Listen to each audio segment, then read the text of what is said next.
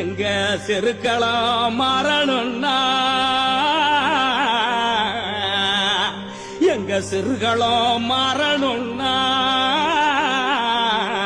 எங்க சீம விடியணும்னா